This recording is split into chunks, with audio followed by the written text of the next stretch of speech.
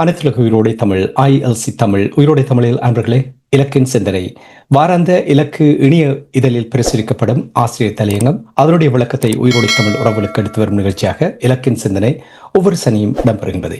இந்த நிகழ்ச்சியில் எங்களோடு தமிழ் அறிஞர் மூத்த ஆய்வாளர் ஃபெட்டிமார் மாஸ்டர் அவர்களும் பொறியியல் ஆய்வாளர் அரசு அவர்களும் இணைந்து விளக்கத்தை தரும் நிகழ்ச்சியாக இந்த நிகழ்ச்சி இடம்பெறுகின்றது. இங்கே கலையத்தில் இருவரும் இணைந்திருக்கிறார்கள். வணக்கம் மாஸ்டர் அவர்களே. வணக்கம் தனாஞானி. வணக்கம் அரசு. வணக்கம் அரசு அவர்களே. வணக்கம் தனாஞானி. வணக்கம் மாஸ்டர். இருவருக்கும் வணக்கத்தை தெரிவித்துக் கொண்டு இன்றைய ஆசிரியர் தலையங்கம் இறமையில் வாழாது விட்டு இருப்பினையும் விளக்க வைக்கும் ஈழத்தமிழ் அரசியல்வாதிகள். இந்த வாரத்துல உலகத்திலையும் சரி உள்ளூரும் சரி நடந்த நிகழ்ச்சியில பார்த்தால் பாலம்பலம் திரைப்படத்துல கவிஞர் கண்ணதாசன் வரிகள்ல பி. சுசீலா பாடிய இந்த நாடகம் அந்த முறையில் எத்தனை நாளம்மா என்ற அந்த வரிகள் தான் ஞாபகத்துக்கு வருகிறது. என்னென்னால் கடந்த வாரம் தலை சிறந்த நாடக வாரமாக உலக அரசியலும் சரி உள்ளூர் அரசியலும் சரி அமைந்திருக்கிறது. நீங்க பாத்தீங்களா இருந்தால் இஸ்ரேலுடைய நத்தஞ்சாகு 2 பேரும் பாராளுமன்றத்தையோ அமைச்சரவையோ அது இருக்கிறது என்று கூட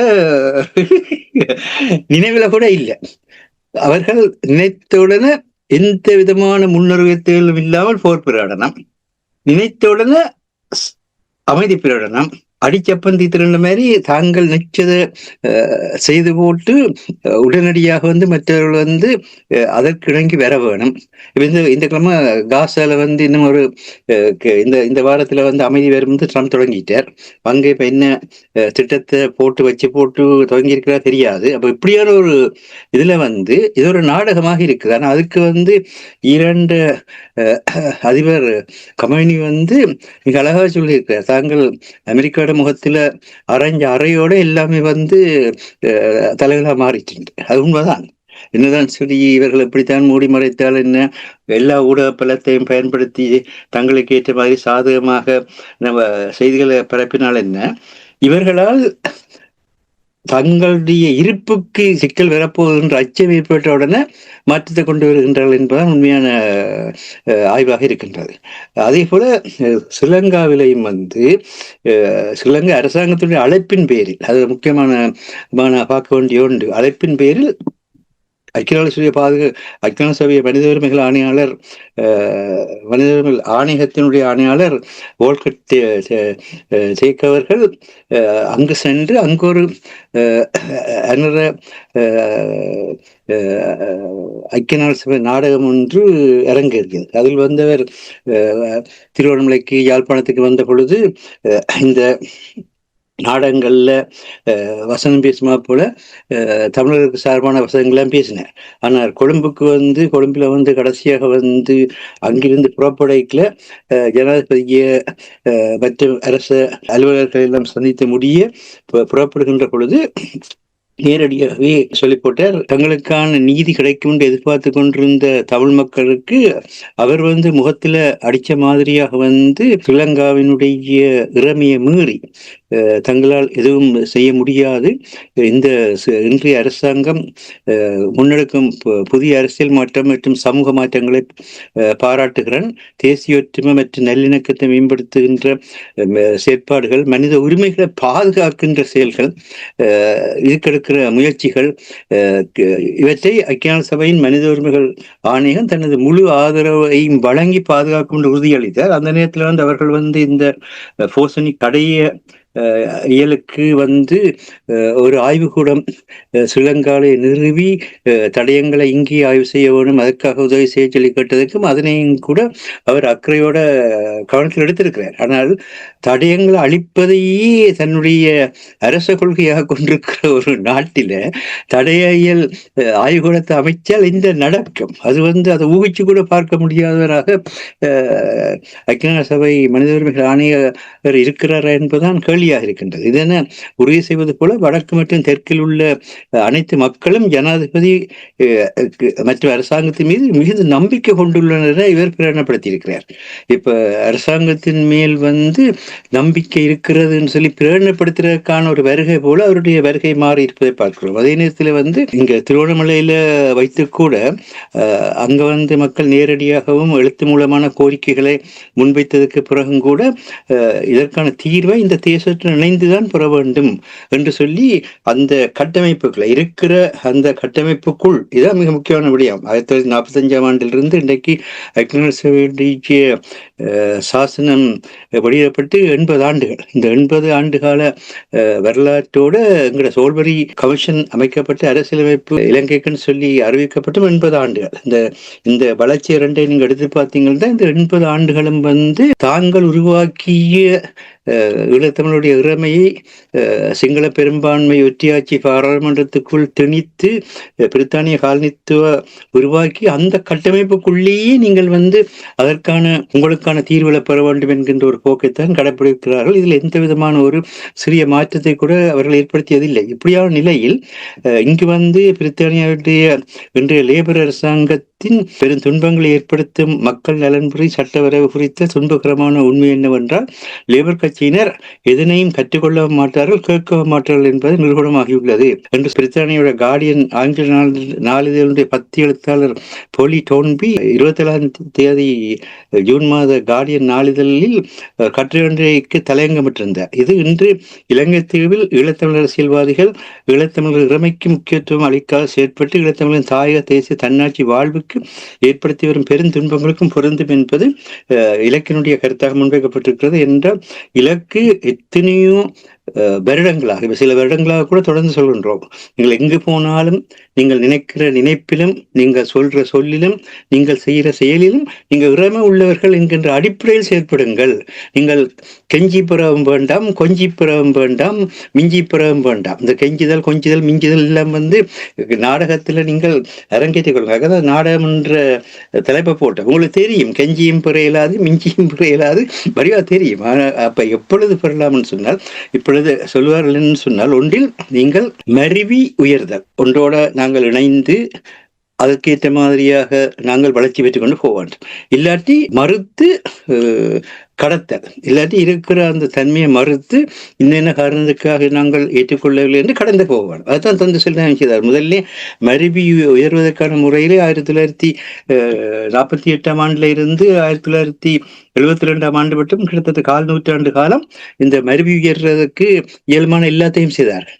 பேசினார்கள், போராடினார்கள், எல்லாம் செய்தார்கள். ஆனால் மருவி உயர்தல் சாத்தியமில்லை என்கின்ற பொழுது மறுத்து கடத்தல் என்ற நிலை வந்தது. அப்பொழுது 1975ஆம் ஆண்டு இந்த ஒற்றையாட்சி பாராளுமன்ற ஒற்றையாட்சி சிங்கள பெரும்பான்மை பாராளுமன்றத்தையே மறுத்து அதை கடந்து எங்களுடைய தன்னாட்சியின் அடிப்படையில் எங்களுடைய எதிர்காலத்தை அமைப்பதற்கான அந்த பிரகடனத்தை வெளியிட்டார்கள். இதை நாங்கள் முக்கியமாக எங்களுடைய மதிப்புக்குரிய சட்டத்தரணி சுமந்திரவர்களுக்கு மூலம் கூற வேண்டியதாக இருக்கின்றது. என்றால் அவர் கொழும்பில் இருந்து யாழ்ப்பாணத்தை பார்த்து வளர்ந்தவர், அதில் எந்த விதமான குறைபாடும் இல்லை. ஆனால் நீங்கள் அதனை விட்டு இப்பொழுது நேற்றைக்கு ஒரு நல்ல விஷயத்தை செய்திருக்கிறீர்கள். இந்த 1940 தனியார் காணிகளை கையகப்படுத்துகிற நாடகத்தை அனுர அரசாங்கம் தொடங்கி தாங்கள் அதை நடைமுறைப்படுத்தல் என்று நேற்றிரவு நள்ளிரவோட தானாகவே அந்த வர்த்தமானி சட்ட நிலை போடுற ஒரு நிலை இருந்தது. அந்த நேரத்தில் கடைசி நேரத்தில் சுதந்திரன் வழக்கை தாக்கல் செய்து இடைக்கால தடை உத்தரவு என்ற பெற்றதன் மூலமாக கடைசி ஒரு சில மணித்தியாங்கள் இருக்கின்ற நேரத்தில் அவர்களுடைய எண்ணத்தை தற்காலிகமாக நிறுத்தி இருக்கின்றார். அது நீங்க சட்டத்துறையில் உங்களுக்கு இருக்கிற புலமையை காட்டு. அதுக்காக இலக்கு நடுவிலும் கூறிக்கொண்டு வருகிறது. உங்களை சட்டத்துறை புலமையை சட்டத்துறையிலே பயன்படுத்தி மக்களுக்கான அளப்பரிய சேவை செய்யுங்கள். அதற்கான எல்லா விதமான தகுதி உங்களுக்கு இருக்கிறது, இல்லைன்னு கூறவில்லை. ஆனால் நீங்கள் பார்த்து மகிழ்ந்த அரசியலுக்குள்ள வராதீங்க. பார்த்து மகிழ்றதுல அரசியல் பங்கு வெற்றி உயர வேணும். அதான் சொன்ன ஒன்றில் மருவி உயர வேணும், இல்லது மறுத்து கடந்து போக வேண்டும். இந்த வழியாகத்தான் பங்கு வெற்றல் வேணும். ஆனால் அதனால்தான் இலக்கு பல தடவை கூறியிருப்பது சுமந்திரனுக்கு மட்டுமில்லை, எல்லோருக்குமே கூறுகின்றோம். நீங்கள் துறைசார் நிபுணர்களை அழைத்து வாருங்கள். துறைசார் நிபுணர்கள் கூட நீங்கள் உங்களுக்கான தீர்வுமுறைகளை கொண்டு வாருங்கள். அந்த துறைசார் நிலையில் நீங்கள் ஒன்றில் அறிவு பெற்றிருக்க வேண்டும், ஒரு அனுபவம் பெற்றிருக்க வேண்டும். அந்த அறிவும் அனுபவம் இல்லாமைக்கு நீங்கள் சார்ந்து நின்று செயற்பட முற்படுவீர்களா இருந்தால் யாருடன் சாருகின்றீர்களோ அவரிடத்து கூட தான் அந்த பிரச்சனை பெறும். நீங்கள் பார்த்தீங்கள் என்றால் எல்லோருமே திருக்குறளை பற்றி பேசுவார்கள். திருக்குறளில் வந்து தெய்வத்தால் ஆகாதனிலும் முயற்சிதம் மெய்வருத்த கூலி தரும் என்ற அந்த திருக்குறள் ஆழ்வினை உடைமையெல்லாம் சொல்லப்பட்டிருக்கிறது. அது வந்து அறத்துப்பாலில் வந்து கடவுளை காற்று உண்டாக சொல்லப்படவில்லை. எங்க ஆழ்வினை உடைமையில பொருட்பாலில் வந்து நாங்கள் வந்து பொருளை உற்பத்தி செய்வதன் மூலமாக செயற்பட வேணும் என்று கொண்டு வரைக்கலாம் தான் தொல்காப்பியம் அதை சொல்லும். அதாவது முதலெனப்பட்ட நிலமும் பொழுதும் உண்டு. அதாவது ஒரு மனிதனுக்கு அவன் வாழ்ந்து கொண்டிருக்கிற நிலம்தான் அவனுக்கான வாழ்வை நிர்ணயிக்கிறது.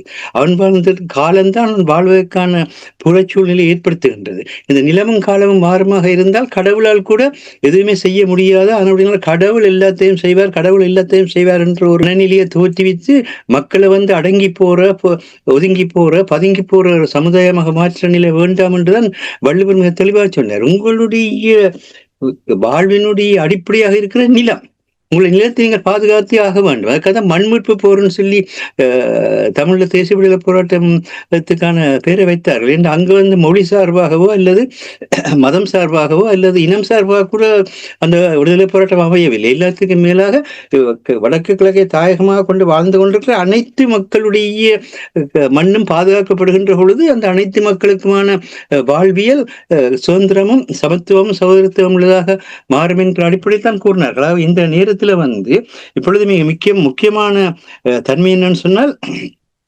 சிங்கள குடியேற்றம். நேற்றைக்கு கூட யாழ்ப்பாணத்துல குருத்துவ நிலையில இருக்கிற ஒரு உரையாடைக்குள்ள கூட சொன்னார், யாழ்ப்பாணம் பெரியாஸ்பத்திரியில வந்து 200 சாதிமார் எடுப்பதாக இருந்தால் அங்கு வந்து 160 பேர் சிங்களவர்களாக இருக்கின்றார்கள்.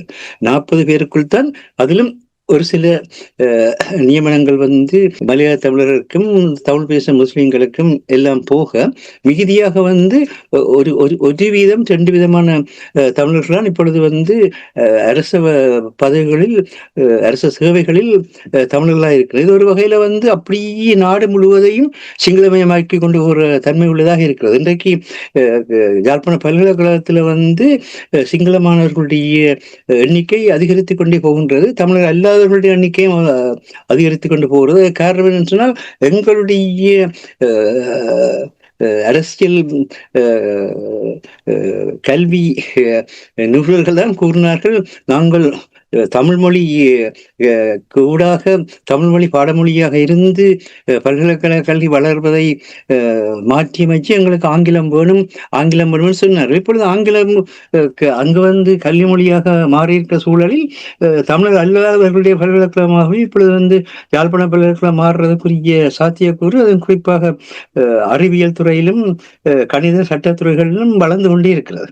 அப்ப இந்த வெற்றியெல்லாம் சிந்தித்து செயல்படாமல் இருக்கிற காரணம் என்னென்றால் இறமையில் வாழாது விடுவதுதான். இறமையில் வாழ்ந்தால் இது எங்களின் மண், அதுதான் இறமை, வேற ஒன்றும் இல்லை.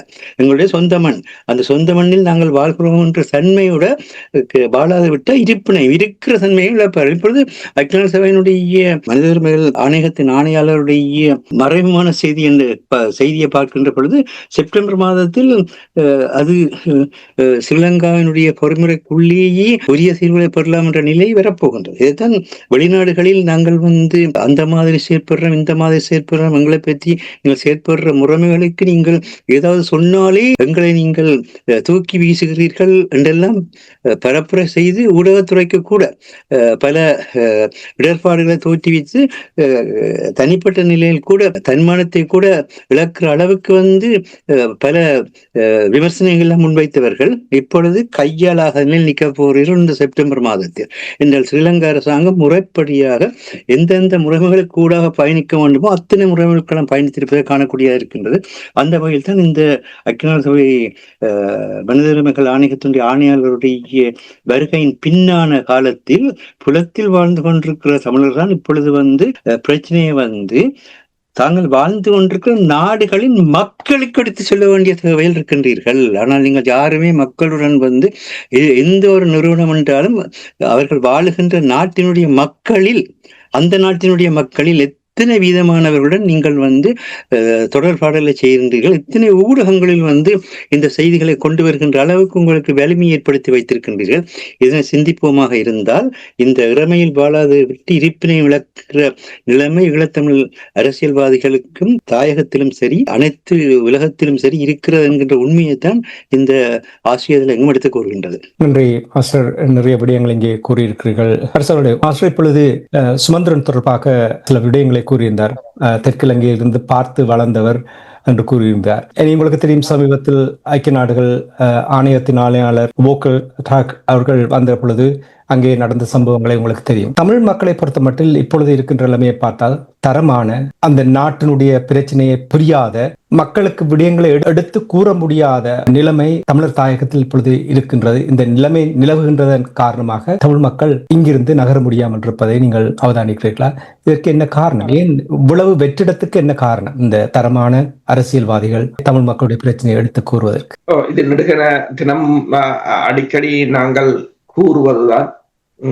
என்னென்று சொன்னால், தனியாக நாங்கள் ஐக்கிய நாடுகள் சபை செய்யும், அமெரிக்கா செய்யும், பிரித்தானியா செய்யும், இஸ்ரேலுக்கு ஆதரவாக கதைச்சால் இஸ்ரேல் செய்யும், அமெரிக்காவுக்கு மனநோகாமல் கதைச்சால் அமெரிக்கா செய்யும் என்று நாங்களும் ஏமாந்து, அவர்கள் ஏமாறுறது என்று சொல்ல தேவையில்லை, மக்களை ஏமாற்றுகிறார்கள். அவர்கள் தங்கள் சுயநலத்துக்காக, அவர்கள் தங்கள் நாட்டில் தாங்கள் அந்தந்த அரசியல்வாதிகளின் மனங்களை குளிர்வித்து, தாங்கள் ஏதோ ஒரு வகையில் தாங்கள் ஒரு பெரியவர்களாக காட்டி, தாங்கள் ஏதோ ஒரு செயற்பாட்டை செய்பவர்களாகவும் நல்லவர்களாக காட்டி தங்கள் வாழ்க்கையை ஓட்டிவிட்டு போவது, அவ்வளவுதான் அவர்கள் செய்கின்றது. அது ஒரு இனத்துக்கு மிகப்பெரிய நாசத்தை விளைவிக்கிறார்கள் என்பதை மீண்டும் மீண்டும் நடக்கும் சம்பவங்கள் காட்டுகின்றன. அவர்கள் அதை உணர்வதாக இல்லை. இப்போது அமெரிக்கா இந்த வெள்ளை மாளிகை கொண்டு வந்திருக்கின்றது. அதாவது என்னென்று ஹெரிங் போட்டிருக்கிறார்கள் என்று சொன்னால், white house want to stop US funding for war crimes investigation in countries including ஸ்ரீலங்கான்னு தான் போட்டிருக்கிறாங்க. ஸோ ஸ்ரீலங்கா, மயான்மார், சிரியா, உக்ரைன் என்று சொல்லி கிட்டத்தட்ட 24க்கு மேற்பட்ட அனைத்துலக விசாரணை ப்ரோக்ராம்ஸ் நிறுத்தப் போவதாக கூறியிருக்கிறார்கள். அதற்கான ஃபண்டை நிறுத்திவிட்டால், இப்ப அமெரிக்கா ஃபண்டை கொடுக்கவில்லை என்று சொன்னால் ஏனைய நாடுகளும் அதை கடந்து சென்று விடுவார்கள். கிட்டத்தட்ட 18 மில்லியனை அவர்கள் உக்ரைனுக்கு கூட செலவழிக்கிறார்கள் இந்த போர்க்குற்ற விசாரணையில். அதில் 14,000 கேஸ் போடப்பட்டிருக்கிறாங்க, 14,000 வழக்குகள். சரி, இப்ப இது அமெரிக்கா இந்த நிலைக்கு போகிறது. என்னென்னு சொன்னால், அவங்களுக்கு அந்த நிதிகளை கையகப்படுத்தி அதை தங்கள் மக்களுக்கு செலவழிக்க வேண்டும், மக்களிட அல்லது தனது நாட்டின் உட்கட்டுமானங்களை மேற்கொண்டு வர மேல் எழுப்ப வேண்டும் என்று. இப்ப நீங்க பார்த்தீர்கள் என்று சொன்னால், இப்ப பலர், இப்ப அண்மையில் கூட எனது நண்பர் ஒருவர், அவர் நான் நினைக்கிறேன் கிட்டத்தட்ட 20 வருஷத்துக்கு முதல் இருந்தவர், திரும்பி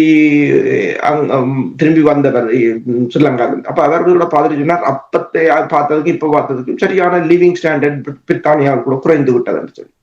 இப்ப ஏசியன் கண்ட்ரிஸ் இந்த லிவிங் ஸ்டாண்டர்ட் அப் ஆகிக்கொண்டு வருது, வெஸ்டர்ன் டவுன் ஆகிக்கொண்டு வருது. அந்த கேப் முந்தி பெரிய கேப்பா இருந்தது. ஒரு லிவிங் ஸ்டாண்டர்டோ, ஹெல்த் கேரோ, சோசியல் செக்யூரிட்டியோ பெரிய கேப்பா இருந்தது. இப்ப குறைஞ்சு கொண்டு வருது, அவங்களுக்கு தெரியுது. இப்ப அதை நிரப்புறதுக்கு அவங்க நிதிய எல்லா பக்கத்தாலும் கட் பண்ணி கொண்டுதான் போறாங்க.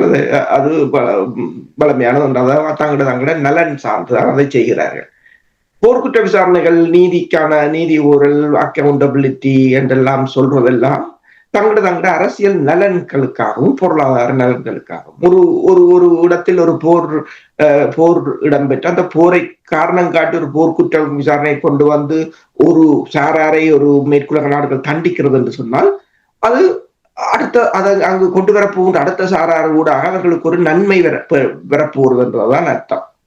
அப்ப இனி என்ன, அடுத்தது என்ன? இப்ப அமெரிக்கா இருந்து மெல்ல மெல்ல விலகினால் அடுத்தது என்ன? பிரித்தானியா பொறுப்பெடுக்குமா அல்லது பிரான்ஸ் பொறுப்பெடுக்குமா என்றால் அதுக்கு அதெல்லாம் ஒரே கேள்விக்குறியாகத்தான் இருக்கிறது. அப்ப பிராந்திய நாடுகள் தான் அடுத்தது இதற்குள் வர வேண்டிய ஒரு சூழ்நிலை இருக்கின்றது. பிராந்திய நாடுகள் இதனை எவ்வாறு பார்க்க போகிறார்கள் என்றதும் ஒன்று இருக்கு. சரி, பிராந்திய நாடுகளுடன் உங்களுக்கான தொடர்புகள் எவ்வாறு இருக்கின்றது? அதுவும் ஒரு கேள்விக்குறியாக இருக்கின்றது. இப்ப நீங்கள் இவ்வளவு காலமும் கூறினீர்கள் அது நடக்க போது நீங்கள் குழப்புறீர்கள், நாங்கள் மாஸ்டர் கூறினர் நாங்கள் செய்து கொண்டு போறதை குழப்பினீர்கள் என்றால் பொறுப்பு கூறுங்கள். நீங்கள் முதலில் இவ்வளவு நாளும் செய்ததை என்ன பலனை நீங்கள் கண்டீர்கள் என்று பொறுப்பை கூறுங்கள். முதல் உங்களுக்கு நீங்களே பொறுப்பை கூறுங்கள். அதன் பிற்பாடு யோசிப்போம். அந்த ஒரு பொறுப்பு கூறல் என்றது அதுல இருந்துதான் நாங்கள் யோசிக்கலாம். நாங்கள் பாதை சரியா பிள்ளையாண்டு எந்த ஒரு பொறுப்பு கூறலும் இல்லாமல் நீங்கள் சும்மா இது இப்படி செய்யலாம் அப்படி செய்யலாம் என்று உங்கள் சுய திருப்திக்காகவும் உங்கள் சுய விளம்பரத்துக்காகவும் இதை செய்ததன் விளைவுதான் இப்போது வந்திருக்கின்றது. நாங்கள் அடிக்கடி கூறிக்கொண்டு வந்தோம், கேட்டுக்கொண்டு வந்தோம். அதாவது இதுவரையில் நீங்கள் செய்த விடயங்களை ஒரு டான்ஜபிளான அவுட்கமை காட்டுங்கள் என்று எத்தனை நாங்கள் கேட்டு இருக்கின்றோம். அது நீங்கள் கூறுவது சரி, ஒன்றுமே இல்லாதபடியால் தான் அவர்களால் காட்ட முடியாது. ஆனால் இப்படி சொல்லி சொல்லி எப்படி தப்பிக்கொண்டே இருக்க போறோமா? இப்படியே இருப்போமாக இருந்தால் எந்த ஒரு மாற்றமும் வரப்போவதில்லை. இப்ப பாருங்கள், ஆணையாளர் கூறிய விடயங்களை இப்போ மாஸ்டர் சுட்டி காட்டும் பொழுது அவர்கள் எந்த ஒரு விடயத்தையும் செய்ய போவதில்லை. இப்படியே அரசியல்வாதிகள் இதே நிலைமை இருக்க போகிற அமைப்புகளும் இதே நிலை இருப்பவர்கள் நாங்கள் திருப்பி இவர்களை குறை கூறுவதாக அவர்கள் பார்க்கிறதாக இருந்தாலும் கூட இந்த விடயங்களை சுட்டி காட்டும் பொழுது இங்கிருந்து நகரக்கூடிய எந்த ஒரு திட்டமும் இல்லையே, ஏக்க நிலைதான் இருக்கின்றது. நாங்கள் இதிலிருந்து 80களுக்கு புலம்பெயர்ந்து வாழுகின்ற நாடுகள் இருக்கின்ற தமிழ் மக்களுடைய தரம் அதிகம் எல்லா வகையில். ஆனால் நாங்கள் சரியாக இவ்வளவு விடயங்களையும் சொல்லி சொல்லி சொல்லி கொண்டிருந்து எவ்வாறு நாங்கள் நகரப்போகிறோம்? மாஸ்டர் கூறினார் என்னென்று சொன்னால், இந்த காணியை கையகப்படுத்துவது தொடர்பான வர்த்தகமானிக்கு எதிராக சுமந்திரன் வழக்கு போட்டதால் அது இடைநிறுத்தப்பட்டது. குருத்தூர்மலை என்றால் சுமந்திரன் வழக்கு போட்டதாக இருக்கும். வேற எங்காவது அரசியல் கைதிகள் விடுதலை என்றால் சுமந்திரன் வழக்கு போட்டதாக இருக்கு. ஆனால் சுமந்திரனை பற்றி நேரெதிரான விமர்சனங்களும் அதிக அளவான விமர்சனத்துக்கு உள்ளாவர்களும் அவர்தான். இதுல கேள்வி, இப்ப சுமந்திரன் நல்லவர் கிட்டவரா என்ற கேள்வி எல்லா அரசியல்வாதிகளுக்கு முன்னால் இருக்கின்றன. உங்களால் நான் சில பேர் வேற அரசியல்வாதிகளும் போட்டாலும் தெரியாது, அல்லது வேற சிவில் அமைப்புகளும் போட்டாலும் தெரியாது. நீங்கள் எதை போட முடியவில்லை. இப்ப எல்லாத்துக்கும் சுமந்திரன் தான் விரோதம் பண்றார். நீங்கள் ஆக்ஷன், இப்ப நீங்கள் கூவதால் ஒரு சட்டத்தின் முறை ஊடாக போங்கள். ஏனென்றால் இந்த நாடுகள் அதற்குள் தான் வந்து நிற்பார்கள். இப்ப இலங்கை அரசு அந்த சட்டங்களில் இருக்கின்ற நுணுக்கங்களை பயன்படுத்தி எங்களுக்கு எவ்வளவு தூரம் எங்களை அடக்கலாம் என்றதை இலங்கை பார்க்கணும். அதே சட்டங்களை தின தடவை நாங்கள் இதில் கூட கதைத்திருக்கிறோம். தொல்லியல் திணைக்களத்தின் மீது கூட வழக்குகளை போடலாம். அனைத்துலக மட்டத்தில் அதற்கு எதிராக போராட்டத்தை கொண்டு வரலாம். இலங்கையின் பொருளாதாரத்தை முடக்குவதற்காக ஏதாவது செய்யலாம். இதுவும் செய்யவில்லை. புலம்பெயர் அமைப்புகள் இலங்கையை புலம்பெயர் அமைப்புகளும் புலம்பெயர் அல்லது உள்ளூர் அரசியல்வாதிகளும் அவர்கள் இதுவரை மேற்கொண்ட நடவடிக்கைகளை உத்து கொண்டு பாருங்கள். இப்ப மக்கள் நாங்கள் அல்லது ஊடகங்கள் கூட ஒரு விசாரணையை மேற்கொள்ளலாம். இதுவரை இந்த அமைப்புகள் அரசியல்வாதிகள் மேற்கொண்ட நடவடிக்கைகள் இலங்கையின் பொருளாதாரத்தையும் இலங்கை பொருளாதாரத்தை எவ்வளவு தூரம் பாதித்தது அல்லது இலங்கைக்கு எவ்வளவு அழுத்தங்களை கொடுத்தது என்பதை பார்க்கலாம். ஒன்றுமில்லை. அவங்கள் கொண்டு வந்த மனிதர்கள் ஆணைக்குழுவின் தீர்மானத்தை தாங்கள் கொண்டு வந்ததாக கூறி கும்மாளம் அடிச்சிட்டு போனதே தவிர அதற்கப்பால் எதுவும் இல்லை. ஒவ்வொரு இலங்கை அரசு வரும்போதும் ஆட்சிகள் மாறும் போது அது சிங்கள அரசியல் கட்சிகளும் ஜியோ பொலிட்டிக்கல் அதாவது பூகோள அரசியலுக்குமாக நடக்கின்ற நாடகங்களை ஏதோ தங்களுக்கு ஏதோ நடக்கிற மாதிரியும் தாங்கள் ஏதோ அதில் புதிய அரசு அதை செய்ய போது தங்களுக்கு தாங்களே ஆறுதல் கூறி அதை மகிழ்ச்சி அடைந்து தங்கள் காலத்தை ஒட்டி போனதே தவிர அதற்கு அப்பால் எதுவுமே இல்லை என்று இப்ப வோக்கட்டோ மாஸ்டர் சொன்னது போல அதுதான் உண்மை. அவர்கள் உள்ளக பொறிமுறை ஒரு சிங்கள சிப்பாயும் அங்க தண்டிக்கப்பட போறதில்லை என்றது எல்லோருக்கும் தெரிந்த விடயம். இலங்கையில் அமைக்கப்பட்ட அத்தனை ஆணைக்குழுக்களும் காணாமல் போனதுதான் வரலாறு. இது ஐநாவே சொல்லி இருக்கின்றது. காணாமல் போன ஆணைக்குழுவை கண்டுபிடிக்கவே இன்னொரு ஆணைக்குழு அமைக்க வேண்டிய நிலையில் இருக்கிறதா இலங்கையின் ஜனநாயகம், இலங்கையின் நல்லாட்சி. அது யார் வந்தாலும், மைத்திரி வந்தாலும் அதுதான், மஹிந்தா வந்தாலும் அதுதான், என்பிபி வந்தாலும் அதுதான். இல்லாம தமிழர் பிரச்சனையை பொறுத்தவரையில் நீங்கள் மகிந்த அரசுக்குமோ கோத்தாபாய அரசுக்குமோ ரணில் அரசுக்குமோ என்பிபி அரசுக்குமோ இடையில் வேறுபாட்டை காண மாட்டீர்கள். எனவே நீங்கள் கொண்டாட வேண்டிய அரசு சிங்களத்தில் எதுவும் வரப்போவதில்லை என்பதை தமிழ் மக்கள் முதலில் உணர்ந்து கொள்ள வேண்டும். உங்களால் நீங்கள் கொண்டாட வேண்டிய அல்லது நீங்கள் உதவ வேண்டிய அரசு என்று ஒன்றும் இல்லை.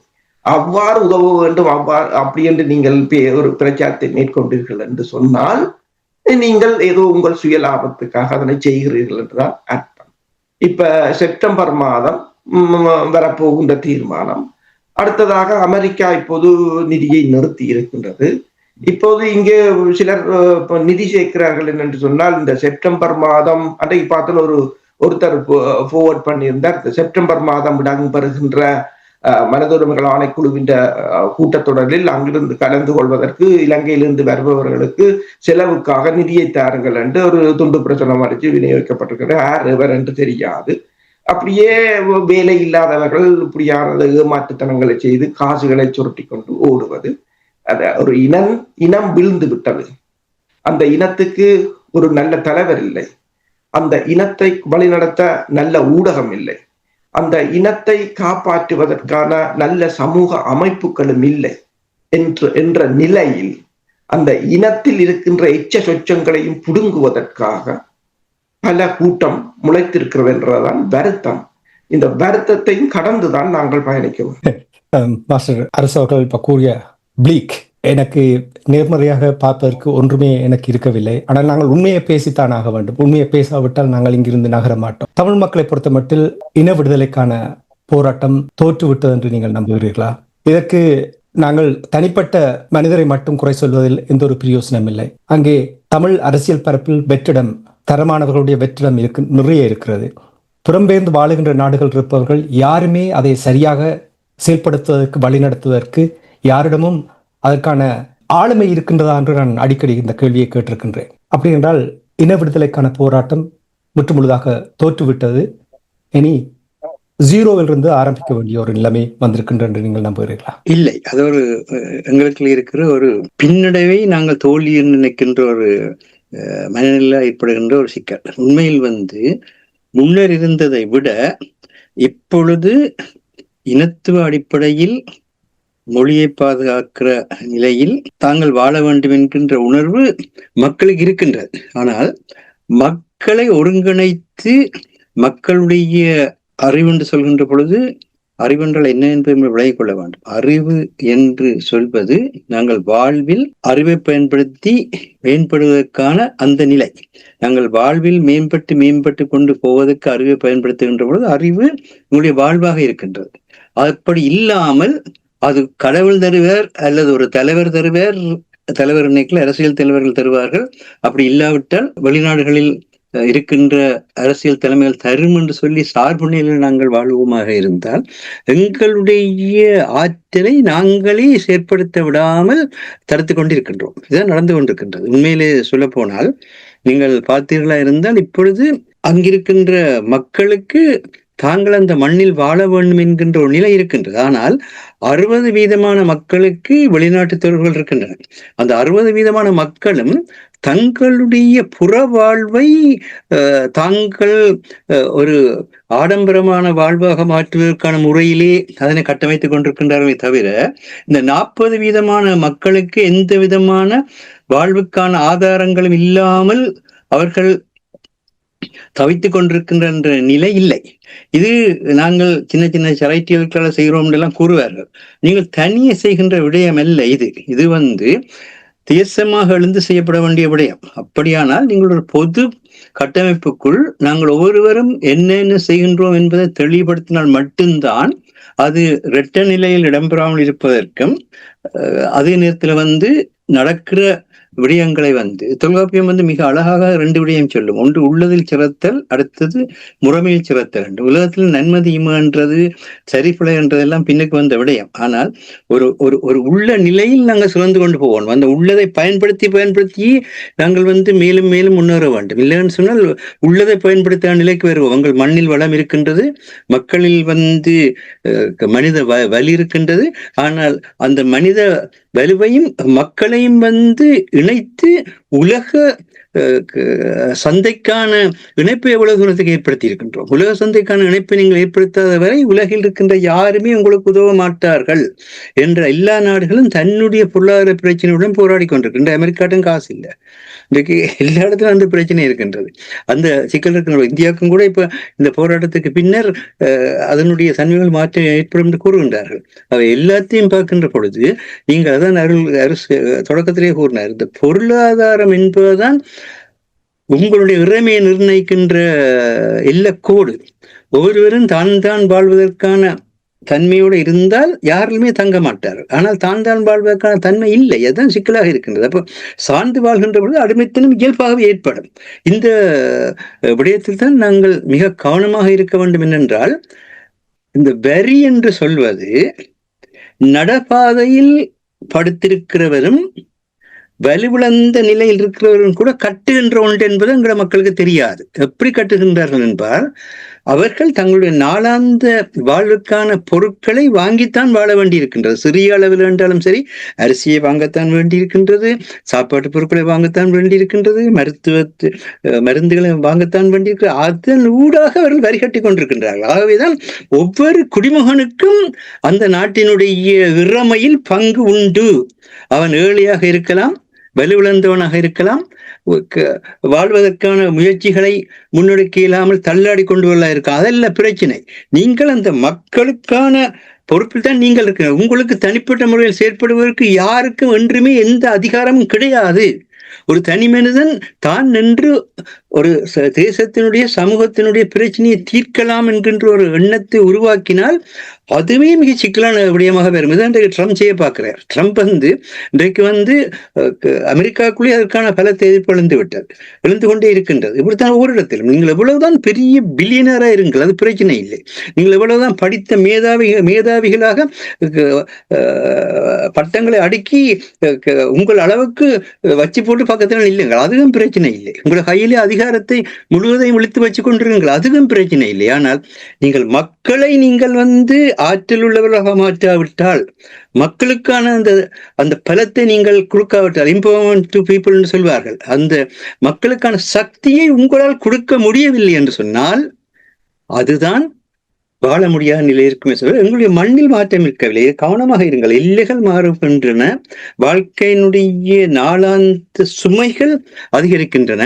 ஆனால் வரலாற்றுக்கு முற்பட்ட காலத்திலிருந்து இன்று வரை ஈழத்தில் தமிழர்கள் தங்களுடைய தாயகத்திலே வாழ்ந்து கொண்டிருக்கின்றார்கள். ஆனால் ஒரு காலகட்டத்திலே கிறிஸ்துடைய சிலுவை மரணம் ஏற்பட்டதன் பின்னர் 72ஆம் ஆண்டிலே புலம்பெயர தொடங்கிய இஸ்ரேல் சமுதாயம் அந்த மண்ணிலேயே இல்லாமல், ஒருவர் கூட இல்லாமல் அந்த மண்ணை விட்டு புலம்பெயர்ந்த நிலையில் 985 ஆண்டுகள் புற நாடுகளில் தங்கி வாழ்கிற நிலையில் அவர்கள் வாழ்ந்ததன் பின்னர் இப்பொழுது அங்கு போய் பலஸ்தீனத்தில் அவர்களை குடியமர்த்தின பொழுது, பலஸ்தீனத்தில் ஜெருசலேமாக இருந்தால் என்ன, கலிலியாக இருந்தால் என்ன, பலஸ்தீனமாக இருந்தால் என்ன, ஒரு காலத்திலே யூதர்களுக்கு உரிய நாடுதான், அது யாருமே மறக்க முடியாது. ஆனால் அவர்கள் முற்றிலும் வெளியேற்றப்பட்டு அதன் பின்னர் இங்கு ஹிட்லர் ஜெர்மனியில் மிக பெரிய பாரிய அளவில் பில்லியன் கணக்கில் யூதர்களை கொலை செய்த பொழுது அமெரிக்காவுக்கு பயம்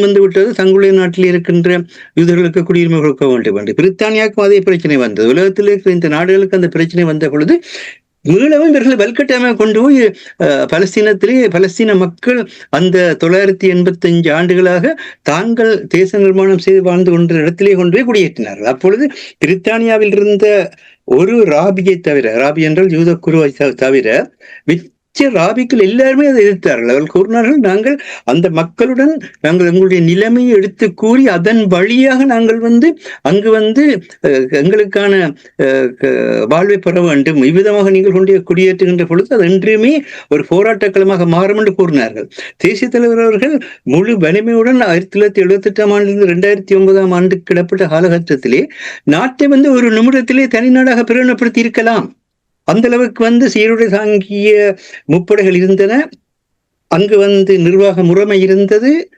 அவர்களுடைய தமிழில தாயகத்துக்கான சட்டவாக்க சட்ட அமலாக்க முறைகள் எல்லாம் இருந்தன. ஏன் அதை செய்யவில்லை? ஏனென்றால் அந்த புரிந்துணர்வு இந்த இலங்கை தீவிலே சிங்கள மக்கள் அங்கு பின்னர் வர்த்தகத்துக்கு குடியேறி அந்த நாட்டினுடைய குடிகளாக இருந்து கொண்டிருக்கின்ற முஸ்லிம் மக்கள், தொழில் ரீதியாக அந்த நாட்டினுடைய குடிகளாக வாழ்ந்து கொண்டிருக்கின்ற மலையக மக்கள், இவர்களுக்கிடையிலே ஒரு புரிந்துணர்வை கொண்டு ஒருத்தர் ஏற்றுக்கொள்கின்ற ஒரு மனநிலையை, அதுதான் தேசத்தின் பாலானன் அவர்கள் அடிக்கடி கூறுகின்ற விடயம். அந்த உளவியல் அரசியல் உளவியல் தன்மையை உறுதிப்படுத்தி அதன் பின்னர் நாங்கள் அரசியல் தீர்வுக்கு போகமாக இருந்தால்தான் அது மக்கள் எல்லோராலும் ஏற்றுக்கொள்ளப்பட்ட இலங்கை தீவுக்கான ஒரு சக்தி படைத்த ஒரு நிலையை உருவாக்கும். நாங்கள் எங்களுடைய தாயக பகுதிகளில் நாங்கள் எங்களை நிலைநிறுத்தி கொண்டு அதே நேரத்தில் இலங்கை தீவுக்குள் அந்நிய சக்திகள் யாருமே சமூக பொருளாதார அரசியல் ஆன்மீக நிலைகளில் தலையிடாதவாறு பாதுகாக்கின்ற பொறுப்புடையெல்லாம் இருக்கிறோம் அங்கு வாழ்ந்து கொண்டிருக்கிற எல்லா இன மக்கள். இந்த காரணத்தினால்தான் அந்த இணக்கப்பாடு வரும் வரை இங்க நோர்வே பேச்சுவார்த்தை நடந்து கொண்ட நேரத்தில் கூட பாலானு மிக தெளிவாக கூறிய விடயம் என்ன, எங்களுக்கு இடைக்கால நிர்வாகத்தை தாருங்கள். அந்த இடைக்கால நிர்வாகத்தை நாங்கள் 5 வருடங்கள் நடத்தி எங்களுடைய மக்களுடைய பொருளாதார வாழ்வியலுக்கான தடைகளை அகற்றிக் கொண்டு அதே நேரத்தில் மற்ற மக்களுக்குமான அந்த சமூக உறவை நாங்கள் மீளவும் உறுதிப்படுத்தி கொண்டுதான் அதன் பின்னர் நாங்கள் அரசியல் இத்தகைய அரசியல் வாழ்வுக்கூடாக போக வேண்டும் என்று எப்படி சிந்திப்போம். தமிழர் தரப்பு பலமான இருந்த காலம். பலம் என்று ஒன்று இல்லை. அதாவது மக்கள் இருக்கும் வரை மக்கள் தான் பலம், அதை மறந்து விடாதீர்கள். ஆயுதம் பலம் இல்லை, நிதி பலம் இல்லை, அதிகாரம் பலம் இல்லை. ஆயுதம், நிதி, அதிகாரம் எல்லாமே கருவிகள். ஆனால் மக்களால் உங்களால் முடியாது என்ற ஒரு மனநிலையை உருவாக்குவோமாக இருந்தால் அதுதான் பின்னடைவுக்கான காரணமாக இருக்கும். இந்த பிரச்சனை தான் இப்பொழுது கூட இந்த இதற்காக ஐக்கிய நாடுகள் மனித உரிமை ஆணையாளர் அங்கு செல்ல வேண்டி இருக்கிறது. இருந்த இடையிலேயே அங்கு தீர்வுகளை அப்படி செய்யுங்க சொல்லலாம் அந்த இல்லை. அவர்கள் எதற்காக செல்கின்றார்கள்? சிங்கள மக்கள் சீனாவையோ அல்லது தங்களுக்கு சார்பில்லாத நாடுகளையோ சார்ந்து விடுவார்கள். ஆகவே சிங்கள மக்களை திருப்திப்படுத்த வந்தார்கள், எங்களை திருப்திப்படுத்த இல்லை. நீங்கள் பலம் என்று சொல்வது எது என்றால் தேசிய தலைவர் அவர்கள் மக்களைத்தான் பலப்படுத்தி கொண்டு வந்தார். மக்கள் அது சரி, எனக்கு புரிகிறது. ஆனால் தமிழர் தாயகத்தை நீங்கள் எடுத்து பாருங்கள். தமிழர் தாயகத்தில் என்ன விடயம் நடந்தாலும் எத்தனை தமிழர்களுடைய அனுமதி பெற்று அங்கே விடயங்கள் நடக்கின்றது? இதுக்குன்னு சொன்னால் அந்த மக்களுடைய சக்தி கூட்டு மொத்தமானது என்று இல்லாமல் ஒரு குழு நிலையில் அல்ல ஒரு தனி நிலையில் இருக்கின்றது என்ற ஒரு மாயை தோற்றிக்கப்பட்டு விட்டது. இப்பொழுது அங்கு வாழ்வெட்டு கலாச்சாரம் கூட இருக்கின்றது. சாதாரண மக்களுக்கு அந்த பயம் கூட இருக்கின்றது. போதை கலாச்சாரம் மக்களுடைய வாழ்வியலாக மாற்றப்பட்ட ஒரு நிலை இருக்கின்றது. கல்வி மறுப்பு நிலை என்பது இன்று பல நிலைகளிலே தொடர்ந்து கொண்டுதான் இருக்கிறது. எல்லாருக்கும் சமத்துவமான கல்வி கிடைக்கிறது என்று இல்லை. வேலைவாய்ப்பும் அதே மாதிரி தான். வேலைவாய்ப்பு சிங்கள மக்களையும் மையமாக கொண்டு நடந்து கொண்டிருக்கின்றது.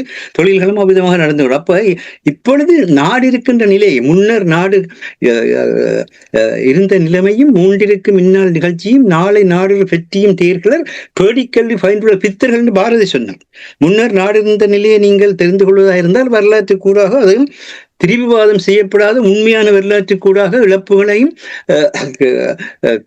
ஏற்புகளையும் கொண்ட வரலாற்று கூடாக அது வெளிப்படுத்தப்பட வேண்டும். முன்னர் நாடு திகழ்ந்த பெருமை இப்ப இருக்கிற சாதாரண ஈழத்தமிழ் மக்கள் இளையவர்கள் யாருக்குமே தெரியாது. யாருமே அந்த அறிவூட்டலை செய்ததும் இல்லை, செய்ய நினைத்ததும் இல்லை. அப்படியா இருக்கின்ற பொழுது எப்படி இந்த மண் எங்களுடைய சொந்த மண் என்ற எண்ணம் அவர்களுக்கு வரும்? இப்பொழுதும் அரசாங்கத்துடன் பேசி அரசாங்கம் அளிக்கின்ற சலுகையில் வாழ வேண்டும் என்றுதான் எல்லாரும் ஓடி தெரிகிறீர்கள். அப்படி என்றால் அரசாங்கம் பெரியது, நாங்கள் அந்த அரசாங்கத்துக்கு அமையவில்லை, அதனால் தான் பிரச்சனை வந்தது என்ற எண்ணம் ஈழத்தமிழ் இளையவர்களிடத்திலே சென்று கொண்டே இருக்கின்றது. அதனால் தான் ஒன்றில் அவர்கள் அடங்கி போக நிற்கின்றார்கள், இல்லை நாட்டை விட்டு வெளியே போக நிற்கின்றார்கள். 2 ஒன்று தான் வருகின்றார்கள். யார் செய்கின்றோம்? நாங்கள் தான் செய்கின்றோம். அப்படினால் என்ன பிரச்சனைன்னு சொன்னால், உள்ளது சிறத்தல் என்று சொல்லி எங்களுடைய மண்ணிலே எங்களுக்கான அனைத்து வளங்களும் இருக்கின்றன. எங்களுடைய மண்ணிலே மக்களுடைய மனித வலி இருக்கின்றது. இந்த மனித வலுவும் இயற்கை வளமும் இணைக்கப்படுகின்ற பொழுதுதான் அது நாடாக மாறும். தள்ளா விளையலும் தக்காரும் தாளாது உஜந்துபவரும் உள்ளது நாடு என்று சொல்வார் வள்ளுவர். நாட்டில் எல்லை கூட சொல்லவில்லை. அங்க உற்பத்தி பெருக்கப்பட்டு கொண்டிருக்க வேண்டும் எல்லா துறையிலும். அதுக்கு இடைவிடாமல் உழைக்கின்ற மக்கள் வேண்டும்.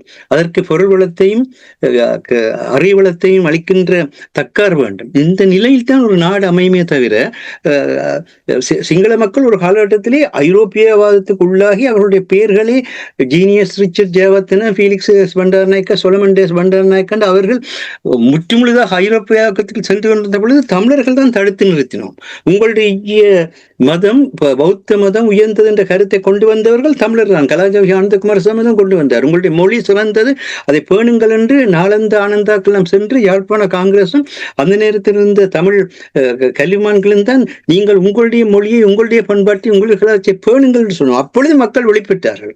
அதன் விளைவாக அங்கே அடிக்கிறது இல்லையா மாஸ்டர்? இப்ப பாருங்கள், நீங்களே கூறினீர்கள் பல்கலைக்கழகத்தில் எவ்வாறு சிங்கள மாணவர்களுடைய தொகை தமிழர் தாயகத்தில் காணி அபகரிப்பது தொடர்பாக நாங்கள் பேச தேவையில்லை. எத்தனோ அங்கே இராணுவ ஆக்கிரமிப்பு இருக்கிறது. தமிழ் மக்கள் நிறைய பேர் வெளியில் செல்லுகிறார், வெளிநாடுகளுக்கு செல்லுகிறார்கள். இனப்பெருக்கம் மிகவும் குறைவாக இருக்கின்றது. அப்ப இங்கே ஒரு அபாயமணி அடிப்பதை நீங்கள் பார்க்கவில்லையா? இந்த அபாயமணி உலகம் முழுக்க இருக்கின்றது. இன்றைக்கு இஸ்ரேலில் நடந்து கொண்டிருக்கிறது. பலஸ்தீன மக்களுடைய நிலம் சுரண்டப்படுகின்றது, வாழ்வு பறிக்கப்படுகின்றது. வாழ்வில் நிலம் சுரண்டப்பட்டால் வாழ்விழந்து அவர்கள் வெளியேறுவார்கள் என்று ட்ரம்ப் நீங்கள் அயல்நாடுகளுக்கு உட்காருங்கள் என்று சொல்லி அறிவிப்பை கொடுத்து கொண்டிருக்கிறார். இதே மாதிரி தான் இந்த ஆசிய தலைங்கத்தில் கூட அதை பற்றி சுட்டி காட்டியிருந்தோம். இன்று எங்களுடைய மண்ணையும் எங்களுடைய மக்களையும் எவ்வாறெல்லாம் வலுவிழக்க செய்தார்களோ அத்தனை உத்திகளும் தான் இன்று இஸ்ரேலில் கையாளப்பட்டிருக்கின்றது. இன்று மட்டும் அப்படித்தான் கையாளப்பட்டுக் கொண்டிருக்கிறது. ஒவ்வொரு நிலையிலும் அது தெளிவாக இருக்கின்றது. ஆகவே இந்த மக்களை வலுவிழக்க பண்றதும் உட்கட்டுமானங்களை சேர்க்கிறதுமான இந்த செயற்பாடு நீங்கள் நினைத்துக் கொள்ளாதீர்கள் சிங்களர் மட்டும்தான் செய்கின்றார்கள் என்று. தமிழர்களுடைய தவறான அணுகுமுறைகளும் செய்யும். இதுதான் அங்க இருக்க சிக்கல். அற்புதமாக செய்வதைத்தான் அவர்கள் பயன்படுத்துகின்றார்கள். நாங்கள் எங்களுடைய முறையை நாங்கள் சரியான முறையிலே நாங்கள் பலப்படுத்துவோமாக இருந்தால், நீங்கள் சுற்றி வர பாதுகாப்பான வேலியிட்டீர்கள் என்றால் கள்ளன் உள்ளுக்கு வர முடியாது. இதை நீங்கள் வேலியை பல இடங்களில் பொத்தலாக்கி வைத்திருந்தீர்கள் என்றால் பொருள் வெளியே போகத்தான் செய்யும், ஒன்றும் செய்ய முடியாது. இப்பொழுது இருக்கிற அந்த பொத்தல் நிலை, இந்த பொத்தல் நிலையை நீங்கள் சீரமையுங்கள் சொன்னால் அது ஏதோ இருக்கின்ற கட்சிகள் அமைப்புகளுக்கு எதிராக பேசப்படுகின்ற ஒன்று மாதிரி நினைக்கின்ற ஒரு அறியாமை கூட இருக்கின்றது. அப்படி பேசுகிறவர்களுக்கு கூட அவர்கள் சமூக எதிரிகள் என்று சொல்லி கண்ணதாசன் அருமையான ஒரு வரி சொல்லுவான், எனக்கு நானே பகையானேன், என் நாடகத்தில் நான் முடிவானேன், தேனே உனக்கு புரியாது, இந்த தெய்வம் பெறாமல் தெரியாது என்று சொல்லி அருமையான வசனம் அது. எனக்கு நானே பகையாகிற வேலையே செய்து கொண்டிருக்கின்றோம், சொல்லிலும் செய்கின்றோம், எண்ணத்தில் செய்கின்றோம். எண்ணத்தில் முன்னால் இருக்கின்ற தமிழனை நீங்கள் எந்த தமிழனை என்றால் நீங்கள் பகையாக பார்ப்பீர்களா இருந்தால் நீங்கள் தேச நிர்மாணம் செய்யவில்லை. இதை சொன்னது கர்னல் கிருட்டினுக்கு நேரடியாக சொன்னார். நாங்கள் முழு தமிழ் மக்களுக்காக போராடி கொண்டிருக்கின்றோம், தமிழ் விடுதலை புலிகளுக்காக போராடவில்லை. அவர்கள் அதை உணர்ந்து தேசமாக எழுந்து வர வேண்டும் என்பது எங்களுடைய விருப்பமே தவிர நாங்கள் யாரையுமே புறக்கணிக்கிற நிலை இல்லை. எல்லோருடைய அறிவும் எல்லோருடைய ஆற்றலும் பயன்படுத்தப்படுகின்றோம், தேசம் உருவாகும். ஆகவே நீங்கள் எந்த ஒரு தமிழண்டாக்கத்தான் நாங்கள் சுமந்திரன் எவ்வளவு தூரத்துக்கு எங்க விமர்சித்திருக்கோம் என்றெல்லாம் உங்களுக்கு தெரியும். ஆனால் அவர் ஒரு சில நல்ல விடயங்களை செய்கின்றவர்களும் அதையும் வரவேற்கத்தான் செய்கின்றோம். அதைத்தான் எந்த அமைப்பாக இருந்தாலும் எந்த கட்சியாக இருந்தாலும் அவர்கள் நல்ல விடயத்தை செய்கின்ற பொழுது நாங்கள் அதை வரவேற்கிற நிலையில இருக்கின்றோம். என்ன மக்கள் சார்பான நன்மையை கொண்டு வருகிறது. ஒரு விடயத்தை அது ஏற்புடையதா இல்லையான்னு சொல்லி நீங்க சொல்ற மாதிரி சரி பிழைக்களால பார்ப்பதில்லை. எப்படி பார்ப்பது என்றால் அது பிழையாக இருந்தாலும் அது மக்களுக்கு நன்மை பயக்கமாக இருந்தால் அதை ஏற்றுக்கொள்ள வேண்டிய ஒன்றாக இருக்காதான். தீமையும் நன்மை பயக்கும் என்ற அந்த கோட்பாடு வந்ததுக்கு காரணம் அதுதான். நீங்கள் தீமையாக பார்க்கிற விடயம் கூட சமூகத்துக்கு, அதாவது இன்னும் ஆழமாக சொல்வதாக இருந்தால் மனித தன்மைக்கு, அவன் மனித தன்மையுடன் வாழ்வதற்கு சுதந்திரம், சமத்துவம், சகோதரத்துவம் என்ற தன்மையுடன் வாழ்வதற்கான அந்த சக்தியை எது கொடுத்தாலும் அதை ஏற்க வேண்டிய நிலையில் இருக்கின்றோம். அது அப்படி வருகின்ற பொழுதுதான் தலைமைத்துவம் உருவாகும். அப்படி வருகின்ற பொழுதுதான் அந்த தலைமைத்துவத்துக்கு ஊடாக மக்களுடைய ஒருமைப்பாடு வரும். அந்த மக்களுடைய ஒருமைப்பாடு தான் அந்த மிகப்பெரிய சக்தி. உலகத்தில் இருக்க எல்லாருக்கும் தெரியும். இவ்வளவு ஆயுதங்களையும் பயன்படுத்தி என்ன செய்கின்றார்கள்? மக்களை அழிக்கின்றார்கள், மண்ணினுடைய உட்கட்டுமானங்கள் சேர்க்கின்றார். இதுதான் ஈழத்தில் நடைபெற்றது, இதுதான் இன்றைக்கு இஸ்ரேலில் நடைபெறுகிறது, இதுதான் இன்றைக்கு உக்ரைனில் நடைபெறுகிறது. எந்த இடத்துல தாங்கள் சுரண்ட வேணும் நினைக்கின்றார்களோ அந்த இடத்தினுடைய மனித வலுவை சிதைக்க வேண்டும், உட்கட்டுமானங்களை பறிக்க வேண்டும். இதுக்கு பேரான அரசியல். இந்த அரசியல் நீங்க ஒன்றும் செய்ய முடியாது. மக்களுடன் சென்று இந்த உள்ளூராட்சி தேர்தல் முடிஞ்சு விட்டது. இப்பொழுது என்ன, ஒவ்வொரு சபையிலும் தமிழரசு கட்சி வந்ததா வர இல்லையா என்ற அங்க பிரச்சனை இருக்கே தவிர தமிழரசு என்ற சொல்ல கூட மறந்து போனீங்க. தமிழரசு என்னன்னு கூட உங்களுக்கு தெரியாது. ஆனா எல்லா சபையிலும் தமிழரசு இருக்கா இல்லையான்ற செக்கிங் தான் அங்க நடக்குதே தவிர இது என்ன இது. அதே மாதிரி ஸ்ரீதரன் ஏன் போய் தனியாக கதைக்க வேண்டும், சுதந்திரன் ஏன் போய் தனியாக கதைக்க வேண்டும், ஏன் ஒருவரும் தனி நாடகம் ஆடிக்கொண்டிருக்கின்றீர்கள்? உங்கள் எல்லோருமா சேர்ந்து இதுதான் மக்களுடைய பிரச்சனை என்று உங்களுக்கு சொல்ல முடியாவிட்டால் தயவு செய்து நீங்கள் இந்த அரசியல் உலகத்தை விட்டு விலகுங்கள். சாதாரண மக்கள் தங்களுக்கான வாழ்வை அமைத்துக் கொள்கிறார்கள். சாதாரண நிலையிலிருந்தான் தமிழ் விடுதலை புலிகள் அமைப்பு தோன்றிய தவிர எந்த ஒரு மக்களுக்கு அப்பாற்பட்ட நிலையிலிருந்தும் தோன்றவும் இல்லை, எந்த ஒரு நாட்டை சார்ந்து தோன்றவும் இல்லை, எந்த ஒரு நாட்டில் சார்ந்து நிற்கவும் இல்லை. வாழ்ந்தார்கள், தன்மானத்துடன் வாழ்ந்தார்கள், இனமானத்துடன் வாழ்ந்தார்கள். அதற்காக தாங்கள் மரணத்தையும் எதிர்கொண்டு வாழ்ற அந்த துணிவுடன் இருந்த அந்த உறுதிதான் இன்றைக்கு ஈரானுக்கு இருக்கின்றது. ஈரானை இலேசில் இவர்கள் அசைத்துக் கொள்ள மாட்டார்கள். எல்லோருக்கும் தெரிந்த விடயம். ஈரானுக்கான இவர்களுடைய நினைப்புகள் நடைமுறை சாத்தியம் இல்லை என்பதுதான் இப்ப நடந்து முடிந்த விடயம் காட்டிக் கொண்டிருக்கின்ற தன்மை. இப்பொழுது எவ்விதமாக அங்கு பிரிவினைகளை உண்டாக்கி எவ்விதமாக அங்கு ஆக்கள் மோத வைத்து அதை சிதறடிக்கலாம் என்ற நிலைத்தான் இன்றைக்கு திட்டங்கள் நடைபெற்றுக் கொண்டிருக்கின்றன. ஆகவேதான் நீங்க யாரையும் வெறுக்காதீர்கள். எல்லோருக்கும் உரியது அந்த நாடு. எல்லோரும் தங்களுடைய அறிவுக்கும் ஆற்றலுக்கும் ஏற்ற மாதிரியாக பங்களிப்பதற்கு பேர் தான் ஜனநாயகம். ஜனநாயகத்திலே ஒரே திசையில் ஒரு இடத்தில் ஒன்றில் நின்று கொண்டு செயற்பட வேண்டும் என்ற தன்மை இல்லை. ஆனால் அவர் ஒரு இலக்கில் ஒரு தன்மையில் செயற்படுவதற்கான அந்த பலத்தை நீங்கள் அழியுங்கள். நீங்கள் அழிக்கின்ற பொழுது உங்களுடன் நிற்பார்கள். நீங்களே எல்லாரையும் விதறி எறிந்து எல்லாரையும் புறக்கணித்து எல்லாரையும் நீக்கிவிட்டு நாங்கள் செய்கின்றோம் என்று யார் செய்தாலும் செய்ய மாட்டீர்கள். முடியாத விஷயம். அதற்கு பதிலாக மாற்றார் தான் அங்கே தங்களுடைய ஆட்சியை நிறுவார்கள் என்பதுதான் இப்போ நடந்து கொண்டிருக்க செயலாக இருக்கிறது. ஒரே ஒரு விடயம், சிங்கள மயமாக்கல் நிழல் யுத்தத்தை நடத்தி கொண்டிருக்கிறது. இந்த நிழல் யுத்தத்தில் ஒவ்வொரு செகண்டும் தாயகத்துடைய மண்ணும் தாயகத்துடைய மக்களும் சுரண்டப்பட்டு அங்கிருந்து வெளியேறுகின்ற தன்மை அதிகரித்துக் கொண்டிருக்கின்ற உண்மையை கவனத்தில் எடுத்துக்கொண்டு இந்த 16 ஆண்டுகளில் வெளியேறிய மக்களுடைய எண்ணிக்கையை கொண்டு வாருங்கள். ஏன் இவ்வளவு மக்கள் 16 ஆண்டுகள் வெளியேறினார்கள்? அங்கு யுத்தம் முடிந்து விட்டது. யுத்தம் முடிந்த ஒரு கட்டத்திலும் இந்த 16 ஆண்டுகளாக அந்த மக்களால் ஏன் அங்கு நிற்க முடியாமல் இருக்கின்றது? அவர்களை அங்கு நிலப்படுத்துவதற்குரிய ஆற்றல் ஏன் உலக தமிழினத்துக்கு இல்லாமல் இருக்கின்றது? இந்த கேள்விக்கான பதிலுக்கு உருவமாக இருந்தால் அதுவேதான் எதிர்காலத்தை நிர்ணயிக்கும். மிகவும் சிறப்பாக நீங்கள் அந்த நிழல் யுத்தம் நடந்து கொண்டிருக்கின்றது, அதை பலராலும் அதை காண முடியாத ஒரு விதத்தில் தான் அது நடந்து கொண்டிருக்கின்றது என்பதை உறுதியாக நாங்கள் கூறலாம். தொடர்ச்சியாக நாங்கள் பேசலாம். நாங்கள் நிகழ்ச்சி என்று கொண்டு வர வேண்டும். அரசர்கள் உங்களிடம் வருகின்றேன். தமிழ் அரசியல் பரப்பில் அரசியல் நிலைமைகள் கேவலமான ஒரு நிலையாக இருக்கின்றது. இப்ப நீங்கள் கூறினீர்கள் சற்று முன்னதாக 80களில் போராட்டத்துக்காக நிதி சேர்த்தார்கள். இப்பொழுது 2025 ஐநா சபைக்கு செல்வதற்கு நிதி கேட்கிறார்கள் என்று நீங்கள் கூறினீர்கள். கேட்க கேவலமாக இருக்கிறது. இவ்வளவு தூரம் வளர்ந்திருக்க வேண்டிய அமைப்புகள் இவ்வாறான நிலைமை நிற்பது என்று சொன்னால் அதற்கு யார் பொறுப்பு என்று அவர்களே அதற்கு பதில் கூற வேண்டும். என்னுடைய கேள்வி என்னவென்றால், தமிழர் தாயகத்தில் இந்த நிலைமை, புலம்பெயர்ந்து வாழுகின்ற நாடுகள் இருக்கின்ற இந்த நிலைமை, இனி நீங்கள் கூறினீர்கள் கடந்த நிகழ்ச்சியில் நான் உங்களோடு உரையாடும் பொழுது ஐக்கிய நாடு சபை மனித உரிமை ஆணையத்தின் ஆணையாளர் வோல்கர் டர்க் அவர்களுடைய பயணம் ஓரளவுக்கு மக்களுக்கு திருப்தியை கொடுத்தாலும், ஆனால் அவர்கள் உள்ளக பொறுமுறையில் தான் அந்த விசாரணைகள் நடத்த போகிறார்கள். சர்வதேசத்தை நம்புவதில் எந்த ஒரு யோசனையும் இல்லை என்று நீங்கள் சுட்டிக்காட்டினீர்கள். இங்கிருந்து எங்கே நகர்வது, எப்படி நகர்வது? உண்மைதான். அதற்குத்தான் எங்களிடம் ஒரு சிந்தனை பள்ளியோ அல்லது வலுவான ஊடகங்களோ தேவை.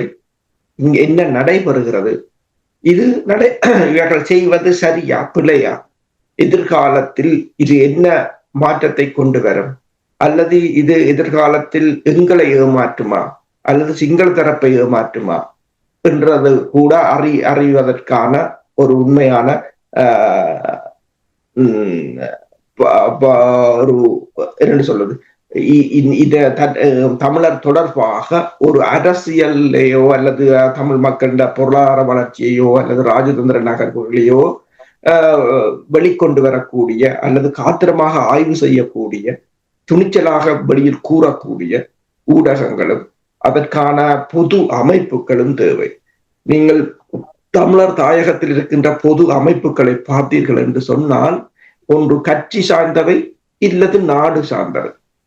இந்தியாவுக்கு சார்பான 10 அமைப்பு, அமெரிக்காவுக்கு சார்பான 5 அமைப்பு, பிரித்தானியாவுக்கு சார்பான மூண்டமைப்பு, இல்லை என்று சொன்னால் கட்சி சார்ந்தவை, இல்லை என்று சொன்னால் நாங்கள் அரசியலுக்கு வரவில்லை, நாங்கள் அரிசியையும் பருப்பையும் கொடுத்து விட்டு போய்விடுவோம் என்று ஒரு பக்கம் நடுநிலைமைவாதிகள் என்ற ஒரு போர்வைக்கில் தங்களை போத்துக் கொண்டு தாங்களும் ஏதோ செய்தோமோ நாங்களும் ஏதோ செய்கிறோம் என்று காண்பித்து விட்டு போறது. அப்ப முற்று முழுதாக ஒரு ஏமாத்திர கூட்டமாகத்தான் இந்த இது வளர்ந்து கொண்டிருக்கிறது. சரி, உதவியத்தன்னும் சரியா செய்கிறார்கள் என்றால் இல்லை. விடுதலை புலிகள் இருந்த காலத்தில் 18க்கும் மேற்பட்ட அமைப்புகள் இருந்தன. ஒவ்வொரு பிரிவும் ஒவ்வொன்றை திறம்பட செய்தது. அங்கு யாரும் பிச்சைக்கு கையேந்து நிலையில் இருக்கவில்லை. குறைந்த பலம், தடைகள், பொருளாதார தடைகள் இருந்த போதும் அதை சீராக அமைத்து வைத்திருந்தார்கள்.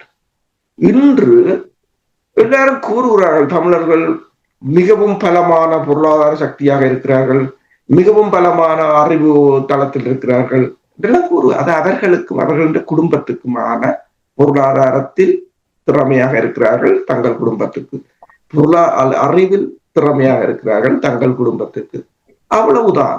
அதை போற்றி கொண்டாடுவதற்கு எதுவும் இல்லை. வேணும் என்று சொன்னால் அவர்கள் தங்களுக்குள் தங்கள் உறவினர்களை கூட்டி வைத்து மனமடித்து விட்டு போற அது வேறு விடயம். நாடு தேசம் என்று வரும்போது நீங்கள் என்ன செய்தீர்கள், உங்கள் திறமைகளையோ உங்கள் அறிவுகளையோ உங்கள் பொருளாதார வளத்தையோ எவ்வாறு பயன்படுத்தினீர்கள்? அன்று அந்த குறைந்த பலத்துடன் விடுதலை புலிகளால் அந்த தேசத்தில் உள்ள மக்களின் தேவைகளை நிறைவேற்ற முடியும் என்று சொன்னார். அதுக்கு என்ன இருந்தது? ஒரு பிளான், ஸ்ட்ரக்சர் இருந்தது, ஒரு செயற்பாடு இருந்தது. எல்லோரும் கொண்டு போய் ஒரு இடத்தில் எல்லாவற்றையும் போடவில்லை, பிரித்து பிரித்து செய்தார்கள், ஒவ்வொன்றையும் பிரித்து பிரித்து செய்தார்கள். ஒருவரின் நடவடிக்கையில் இன்னொருவர் தலையிடவில்லை, குழப்பவில்லை, சேறு அள்ளி பூசவில்லை, எல்லாம் நன்றாகவே நடந்தது. ஆனால் இப்போ நீங்கள் கூறுவதை கேட்டால் நாங்கள் அடிமட்டத்திலிருந்து சுழியத்திலிருந்து ஆரம்பிக்க வேண்டிய ஒரு நிலைமை இருக்கிறது போல் தெரிகிறது. நான் அவ்வாறு கூறுவது தவறா? உண்மைதான், சுழியத்துக்கு நாங்கள் போய்கொண்டிருக்கிறோம். அப்படி ஒரு அதாவது தவறானவர்களை முன்னிறுத்துவது, தவறான ஆலோசனைகளை உள்வாங்குவது, சரியாக கூறுபவர்களை இல்லாது செய்வது என்ற ஒரு திட்டத்தை அது மேற்குலக நாடுகளின் புலனாய்வு துறையாக இருக்கலாம், அல்லது இலங்கையின் புலனாய்வு துறையாக இருக்கலாம், அல்லது இந்தியாவின் புலனாய்வு துறையாக இருக்கலாம். அவர்கள் கட்டாயம் என்று சொன்னால் இது இந்த உலகமே அதிசயித்து பார்த்த ஒரு போரை நடத்திய இனம். அந்த இனத்தின் அடுத்த நகர்வை மீண்டும் இப்படி ஒன்று வராமல் இருக்க வேண்டும் என்று சொன்னால் இடமும் பகலும் புலனாய்வு துறையினர் கண்ணுக்குள் எண்ணி உதித்து கொண்டு இருப்பார்கள் என்று சொன்னால் அது அவங்களோட தொழில். அப்ப அந்த இதுக்குள் நாங்கள் அகப்படாமல் மேல் பெற வேண்டும், அவங்களை விட நாங்கள் சிறப்பாக செயற்பட வேண்டும். ஆனால் இல்லை. ஏன்? இப்போ தற்போதைய நிலை வரைக்கும் அவர்களின் கைகள் தான் ஓங்கி இருக்கின்றன. இதை முறியடித்து நாங்கள் வர வேண்டும் என்று சொன்னால் முதலில் நாங்கள் இந்த மாயைகளுக்கிலிருந்து விடுதலை பெற வேண்டும். மேற்குலகம் கொண்டு வரும், அவர்கள் செய்யட்டும், பிரச்சனை இல்லை, அவர்கள் செய்யட்டும். ஆனா நீ என்ன செய்தாய் என்றுதான் இங்க முக்கியம். சரி, நீ என்ன செய்தாய் என்றால் ஓகே, நீ செய்திருக்கலாம். ஏதாவது அடுத்த வருஷம் நீ செய்ததை மீளாய்வு செய்தாயா, பார்த்தாயா, அதில் என்ன பிழை இருக்கிறது என்று யோசித்தாயா, அதை மக்களிடம் கொண்டு போய் சேர்த்தாயா, அல்லது மக்களுக்கு சொன்னாயா என்ற ஒரு நிலைமை வேண்டும். அதே போலதான் இந்த ஊடகத்துறை இதில் பெரும் காத்திரமான பங்களிப்பை வழங்க வேண்டியது ஊடகத்துறை. 10ஓடு 12 விளையாட்டு செய்திகளையும் விளையாட்டு செய்திகள் போல சுமந்திரன் அதை செய்தார், இதை செய்தார், அப்படி செய்தார், இப்படி செய்தார் என்று சொல்லிவிட்டு அதில் 4 காசை பார்த்து கொண்டு போகும் ஊடகங்கள் எல்லாத்தையும் விடுத்து அது இருக்கட்டும், பிரச்சனை இல்லை. ஏனென்றால் காசு உழைப்பவர் அது அவர்கள தொழில், அவர்கள உழைப்பு, அதை நாங்கள் சொல்ல தேவையில்லை. ஆனால் நீங்கள் அந்த தேசத்துக்காக செயற்படுகிறோம், இனத்துக்காக செயற்படுகிறோம் என்பவர்கள் நீங்கள் இதை கடந்து ஒரு ஊடகத்துறையை இப்ப நீங்க பார்த்தீங்கன்னா அல் ஜசீராவாக இருக்கலாம், அல்லது அமெரிக்காவின் ட்ரம்புக்கும் பீட் ஹெசத்துக்கும் இப்ப பிரச்சனையாக இருக்கிறது யார்? New York times, CNN. இப்ப போராட்டம் எங்க மாறிடுது? இப்ப ஈரானுக்கும் அமெரிக்காவுக்கும் இல்ல சண்டை, இப்ப சண்டை அங்க மாறிடுது, நியூயார்க்ல, அங்க அமெரிக்காவுக்குள்ள மாறி மாறி தாக்குதல் நடத்தி கொண்டிருக்கிறார். ட்ரம்ப் எழுதியிருக்கிறார் ட்விட்டர்ல, பேட் பீப்புள் என்றுதான், ஈவில் இன்டென்ஷன், அப்படித்தான் அந்த வேர்டுகள் எல்லாம் போகுது என்று சொன்னார். வார்த்தைகள் கூட பேசி இருக்கிறார். சரி, ஏன் நான் கூறுகிறேன் என்று சொன்னால் ஒரு ஊடகத்துறையின் வலிமையை இந்த தகாத வார்த்தைகள் கடும் சொற்களில் இருந்து நீங்கள் கண்டுபிடிக்கலாம். ஒரு மிகப்பெரிய உலகின் சக்தி வாய்ந்த ஒரு அரச தலைவர் தன் நிலை மறந்து பேச வேண்டிய நிலைக்கு அந்த ஊடகம் எவ்வளவு வலிமையாக இருக்கிறது. இதை எவ்வளவு தரம் நாங்கள் சுட்டிக்காட்டிருக்கோம். இதனால்தான் அந்த போராட்ட சூழலில் தேசிய தலைவர் அவர்கள் மக்கள் எல்லோரையும் சென்றடைகின்ற வான் ஒளியை முதன்மைப்படுத்தினார். அவர் டிவியை கூட முதன்மைப்படுத்தவில்லை, வானொலியைத்தான் முதன்மைப்படுத்தினார். என்னன்னு சொன்னால் எல்லா மக்களுக்குமான அந்த சக்தி அந்த வான் அலையில் தான் எழும்பும். அந்த வானலை எவ்வளவுக்கு எல்லாரையும் அவரவர் செய்கின்ற செயலை சுட்டி திறனாய்வு செய்ய வேண்டிய தேவை இருக்கு. நான் யாரையும் வெறுக்கவும் கூடாது, யாருடைய திறமையை புறக்கணிக்கவும் கூடாது என்ற நிலையத்தான் அவர் சுட்டி காட்டினார். ஏத்தான் கிட்டியவர்கள் என்னிடத்தில் பேசும் பொழுது கூட கூறினார், நாங்கள் எல்லா மக்களுக்குமான போராட்டத்தை நடத்தி கொண்டிருக்கின்றோம். எல்லா மக்களுக்குமான இந்த போராட்டத்திலே ஒவ்வொரு மனிதனும் தன்னுடைய சுதந்திரத்துடன் தன்னுடைய வாழ்வை கொண்டு வர தன்மையை உருவாக்க வேண்டும். அதுக்கு பின்னதான் ஜனநாயகம் என்றது வேற. எனக்கு என்னுடைய வாழ்வை கொண்டு வருவதற்கான ஆற்றல் இல்லை என்று சொன்னால் அவர் மிக அழகாக சொன்னார். அதாவது எங்களுக்கான பலத்தை நாங்களே உருவாக்கக்குள்ளே உண்டா, நாங்கள் எப்படி எனக்கு சாப்பிட வழி இல்லாமல் இருந்தால் உங்களுக்கு எப்படி நான் வீட்டை சாப்பிட்டு போங்கன்னு சொல்ல முடியும்? எனக்கு கொடுத்த ஆடை இல்லாமல் இருந்தால் எப்படி நீ உண்டு ஆடை 90 போட்டு இதை போட்டு கொடுக்க முடியும்? அவை தயவு செய்து இந்த ஊடகத்தையும் அமைத்து பொருளாதாரத்துக்கான வங்கியை அமைக்க விட்டால் உங்களுக்கல்ல தேசத்துக்கு மற்ற ஒன்று திரும்ப திரும்ப சொல்கின்றோம், தேசமாக எழ வேண்டிய நிலை. அந்த தேசத்தில் பல்வேறு கருத்துள்ளவர்களும் பல்வேறு அறிவுத்தளம் உள்ளவர்களும் பல்வேறு அனுபவம் உள்ளவர்களும் இருப்பார்கள். எல்லோருக்கும் புரியாது தேசம் அவர்களுடைய. அப்பதான் அந்த தேசம் எங்களுடைய என்ற எண்ணம் பெறும். இன்றைக்கு பாத்தீங்கன்னா பிரித்தானியாவில் அரசு சொன்ன மாதிரி இன்றைக்கு பிரித்தானிய லேபர் கட்சிக்கு இங்க பிரச்சனை இருக்கிறது கார்டியன். ஒவ்வொரு நாளும் அவர்கள் செய்கின்ற ஒவ்வொரு செயலையும் மக்கள் சார்பாக நட்டு கலட்டி போடுவார்கள், வாட்பாட கலட்டி போட்டுருவாங்க. நீங்கள் இந்த நோக்கத்துக்காக தான் செய்கிறீர்கள். அதனால அவர்கள் சர்வாதிகாரத்தை உருவாக்க முடியவில்லை. ஆக ஊடகம் இல்லை என்றால் சர்வாதிகாரம் எல்லா நிலையிலும் பெறும், குடும்பத்திலும் பெறும்.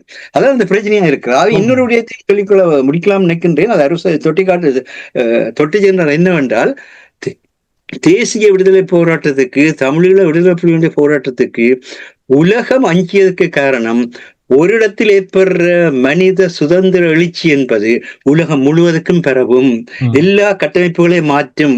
ஆனபடியினால் இந்த கட்டமைப்பை செயற்படாதவர்கள் பண்ண வேண்டும் என்ற எண்ணத்தில் தான் அன்று இருந்தார்கள். இன்றும் கூட அதே நாடுகளும் அதே வல்லாண்மைகளும் பிராந்திய மேலாண்மைகளும் தமிழர்களை ஒருங்கு சேர விடாமல் ஏதோ ஒரு விதத்தில் அவர்களுக்குள் நிற்கின்றார்கள் என்பதை நாங்கள் மறக்கக்கூடாது. அதை கடந்தால் மட்டும்தான் எங்களால் வாழ முடியும். அந்த நல்ல செய்தியோடு நாங்கள் புரிந்து கொள்வார்கள் என்ற நம்பிக்கையோடு நாங்கள் இன்றைய நிகழ்ச்சியை கொண்டு வரோம். இலக்கிய நிகழ்ச்சியில் இணைந்து கருத்துக்களை மிகவும் சிறப்பாக தெளிவாக உயிரோடை தமிழ் உறவுகளுக்கு எடுத்து வந்த தமிழறிஞர் மூத்த ஆய்வாளர் ஃபட்மார் மாஸ்டர் அவர்களுக்கும் போரியல் ஆய்வாளர் அரசு அவர்களுக்கும் நன்றி கூறி தனாஞானி இந்த நிகழ்ச்சியை நிறைவு கொண்டு வருகின்றேன். நன்றி, வணக்கம் மாஸ்டர். நன்றி, வணக்கம் அரசு. நன்றி, வணக்கம். எமது பார்வையாளர்களுக்கு வணக்கம்.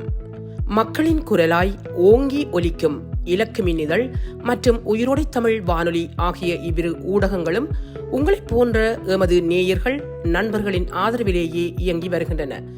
மிக குறைந்த வளங்களுடன் பல இடர்கள் மற்றும் தடைகளை தாண்டி பயணிக்கும் எமது ஊடகங்களின் பணிகள் மேலும் வளர உங்களால் முடிந்த நிதியுதவியை வழங்கி இன்னும் காத்திரமான செயற்பாடுகளை முன்னெடுக்க உதவுமாறு மிகவும் பணிவன்புடன் வேண்டி நிற்கின்றோம். உங்கள் பங்களிப்பு உங்களின் உரிமை குரலாய் ஓங்கி ஒலிக்கும். நன்றி.